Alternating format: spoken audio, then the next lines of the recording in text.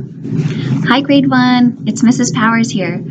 Today I'm going to record a lesson that would be similar to something we might do if we were together in the classroom this week. So before Christmas, we talked about the globe, and I'm going to start today with a little bit of a story, and I won't read the whole thing, but I'm going to read part of it to you. It's called L is for Land of the Living Skies, a Saskatchewan alphabet.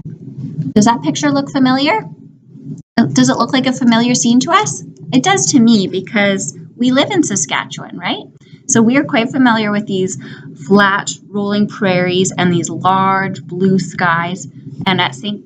Nicholas here, right outside the window, I see a beautiful prairie scene and a big, beautiful blue sky today. So I thought I would read a little bit of this. And Saskatchewan, of course, is our what? What's that called? It's our province, right? And our city is called, Regina. And Regina is in Saskatchewan. And Saskatchewan is in what country do we live in? Canada, right. And Canada, it can be found here on the globe. And this globe is neat because it has a lot of different colors. Some globes might just show all of the land with a greenish or a brownish color, but this globe shows different colors for different parts of the world, different countries or even states. Canada is here at the top of North America, and it is in a purplish and pinkish color. Each of our provinces is a little bit of a different shade, but all of that purplish and pinkish is Canada. And Saskatchewan is in the middle there. And another map of Saskatchewan that you've seen before is this one. It was in our booklet before Christmas, and it shows the shape of our province. And Regina is the capital, and we are down here. If you look at all of Saskatchewan, that's where we are. So Regina is in Saskatchewan. Saskatchewan is in Canada, and Canada is part of the world.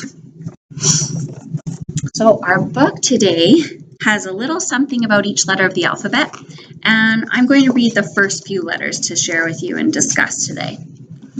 A. A is for agriculture. From our forests in the north to our crops that feed the world. Think of these things when you see wheat sheaves on our flag unfurled. So the Saskatchewan flag has some wheat on it, and it has the prairie lily. That's our province's flower. Also, it said wheat that feeds the world. Remember in our food origins booklet, where does it come from? We said that bread comes from flour and flour comes from wheat. Saskatchewan is sometimes known as the bread basket of the world because we actually provide wheat for many places around the world to get their food source of flour. So we have a lot of other crops in Saskatchewan too, like flax and canola, and you might see those when you're driving at different times of the year. They look like bright yellow or almost a bright blue field. That would be the flax. So there isn't all wheat, but there are some fields of wheat, of course, too. I'll go on to the next page now. B. B is for Bridge City. Saskatoon is where you'll find 7 bridges shore to shore. Span the South Saskatchewan. No other city here has more. I know some of you have been to Saskatoon before. We've talked about that. And it says there are 7 bridges in Saskatoon, and they are crossing the South Saskatchewan River. So that's a large river that goes right through their city. We have one big bridge in Regina here called the Wascana, or the Albert Street Bridge, sorry. But that's at Wascana Lake, so it's not part of the South Saskatchewan River. Anyways, Saskatoon is known for all the bridges. C. C is for Cypress Hills. See the park in Cypress Hills, rises from the prairie land, highest point between the heights of Labrador and Rockies Grant. Cypress Hills. I know some of you have been there before too. We've talked about that some of you have been camping there in the summer, and it has some very high points in the Cypress Hills. D. D is for the Dene. Living here since long ago, peoples of the northern lands. Jack pines, spruce, and ancient rocks, Lake Athabasca's shifting sands. So the Dene are one nation of the First Nations people that live in Saskatchewan. D stands for Dene. There are many others in our province as well. And what kind of dancing are they doing? Did you notice that? We watched some videos before about hoop dancing, and these dancers don't have hoops, but we also learned a little bit about a powwow. So maybe they're doing part of a circle dance or a powwow dance. E. E is for elevator. Everywhere you look, you'll see giant buildings on the plain, filled with dust and summer smell, holding all the farmers' grain. If you've ever driven to a different small town outside of Regina, you've probably noticed these grain elevators that stand up tall. And they usually mark the different towns, and sometimes they have their name painted on it. F. F is for faithful football fans. We're the fans in green and white. We're the fans stay on your side. We're the fans that cheer at night. We're the fans with rider pride. How many of you have been to a Rough Rider game before? Or maybe you've just watched one on TV and put on some Rough Rider clothes for a spirit day at school before. And right now, Mosaic Stadium has some ice on it, so that would be neat to go and visit there. Have any of you done that? That's as many pages as I'll read of this book today. But when we're in person together, we'll look at a few more letters the next day, and then we will be able to discuss other things about Saskatchewan that make us unique and special. I think we'll do a quick brain break right now. I've got a few phys ed things in front of me here. There's something short that we can do that I might have done with you before Christmas. What's this one say? Oh, toe touches. Okay, can you stand up? We'll just do 5 of these. Take your hands and bend down and touch your toes. We'll do 5. 1, and up. 2, 3, 4, 5. There. It's always good to keep moving while we're learning to keep us focused. Maybe we could do one other exercise right now too. Let's see what this one says. Ooh. Jumping jacks. So I need to stand up again, and I don't have that much room, but I'm going to do my best to not move the camera and keep it like this. So we'll do 5 jumping jacks. Ready? You can do more if you want. 1, 2, 3, 4, 5. I bet you guys could do more than me. But now I want to go on to another part of our social studies lesson. So next, let's talk about needs and wants. Do you remember learning about that before we left for the Christmas break? Right here, this says needs, and I know it's far away from you, so it's hard to see. And this one says wants, and the pictures are a house. Is a house something we need? Yeah, it is. A house is a house and a need are something that you need to survive. Under the word want, there's a chocolate bar. Is that something we need to survive? No.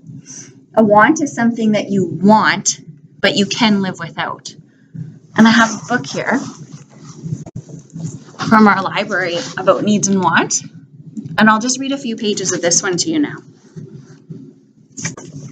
If you can calm down after our little jumping and exercise break there.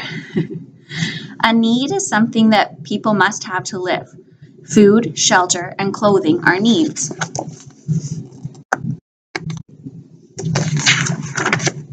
Clean air and water are needs. Medical care is a need.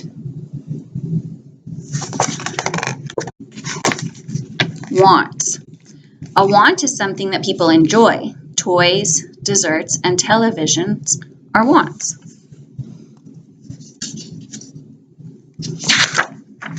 People like having them, but people do not need them to live.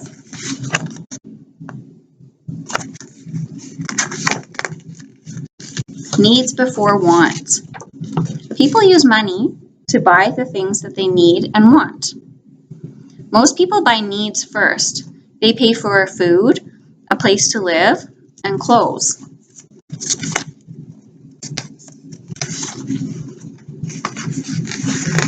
Sometimes people have money left over after paying for their needs. They might use that money for their wants, or they might save some money for later. There's some needs there like shelter, food, water, and at the bottom, toys, TV, and jewelry are under wants. Those are things you might buy if you have money left after buying those ones. People can share their money, food, or other things with people who can't pay for their own needs. This is called donating to charity. And I'm sure many of you have done that. Many of you brought things for charity to our school over the last year or more, and you've donated your food or money to help out others in need. We'll have time now to do a little bit of a sort with some needs and wants that I brought in a pile. Whoops. We used these in our classroom before we left for the Christmas break and the online learning too. So I'll just hold one out and then we'll decide if they belong in the needs pile or side or the wants, okay? Soda. You can shout it out and then I'll put it there after. So soda is a want. Candy. Yep, want. Better shake them up and shuffle a little. Education. Need. We need to have school, right? We need our children to learn and to prepare them for all of their tomorrows. We need education. What about this one? Water. Need. Air. Yeah, you're right. Need. Video games. That's a want. We don't need video games, but I'm sure some of you like them. Money. Yeah, I think we decided that it was a need because we do need money to buy the things that we need to survive, right? What about food? That's a need as well. Cake. That's a want. Clothing. Need. Shelter. Need. Love. Need. Let's put that with need because we need our families to give us love and care for us, especially when we are little, right? Ice cream. Oh, that's a want. I guess we don't need ice cream to live. A wagon? Want. It's kind of like a toy, isn't it? Great job. You guys did well, I'm sure. I'm sure you said all of the answers out loud there, right? Okay, and next, I'll just check my little list. Should we do another brain break? Let's do a quick one. We've got here, run in place. So stand up. We'll do 10 seconds of running in place. And go. 1, 2, 3, 4, 5, 6, 7, 8, 9, 10. There, let's sit down. Okay. I'll just do that one for now. What's next? Clothing. Okay, so needs and wants. We talked about clothing being a need, right? So that brings me to this book, which I showed you a little bit in my last video, and it's From Sheep to Sweater. And I want to read a few pages of it today as well. So this goes to when we were learning about where things come from.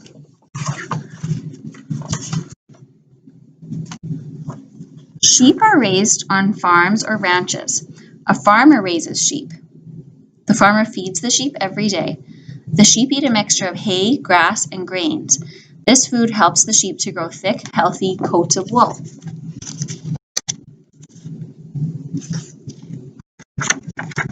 The coats are clipped.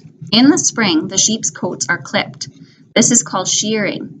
A person shears each sheep's wool off in one big piece called a fleece. The sheep will grow another coat over the summer to keep it warm in winter.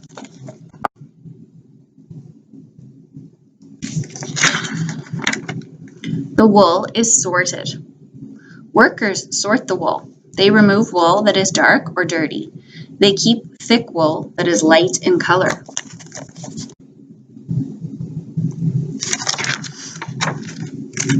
The wool is washed and dried. Workers wash the wool many times. Washing removes bugs, straw, and mud from the wool. Then the wool is dried.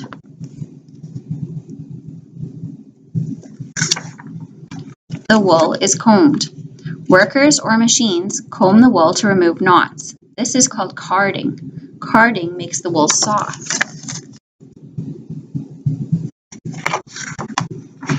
The yarn is spun. A spinning wheel twists the wool. The wool forms long pieces of yarn.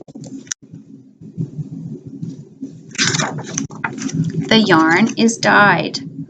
The yarn is still the color of a sheep. The yarn must be dyed to change its color. A worker dips the wool into a colored liquid to dye it. Yarn can be dyed any color of the rainbow.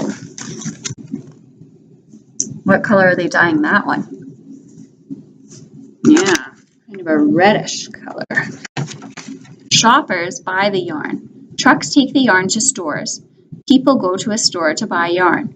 This woman picks out blue and pink yarn. A sweater is made. One way of turning yarn into a sweater is by knitting. A knitter uses 2 long needles to make loops and knots with the yarn. The yarn is knitted into the shape of a sweater. Do any of you know someone who can knit? You might have seen someone do this before with the needles. I wear my new sweater. The wool in my sweater used to keep a sheep warm. Now it keeps me warm. Have you ever had something knit for you to wear? Like a scarf or a hat or sweater, like this girl? That's the end. I hope you liked that book. And I thought it goes along nicely with our workbook for this week for social, which was Where Does It Come From? I think that might be everything that I was going to show you guys today. So I hope you've had a good week, and I can't wait to meet with you again in person soon for our next social studies lesson. Remember to bring that booklet back to me, and then I will have a look at them after everyone has handed them in, and I'll put them in a stack and leave them for a few days, and then I will take them out and correct them and look at them, okay? Great job, everyone. Keep up the good work, and with your being active and doing physical activity and for phys ed is great too. So thank you guys. Remember to post those pictures of your Monopoly if you didn't yet. If you got a chance to play, even if you didn't play the whole thing, just show me a picture of you guys playing a bit of it, doing some exercises. And if you have other pictures of you being active, you can send me those along too. Thanks a lot and enjoy your weekend. Bye everyone.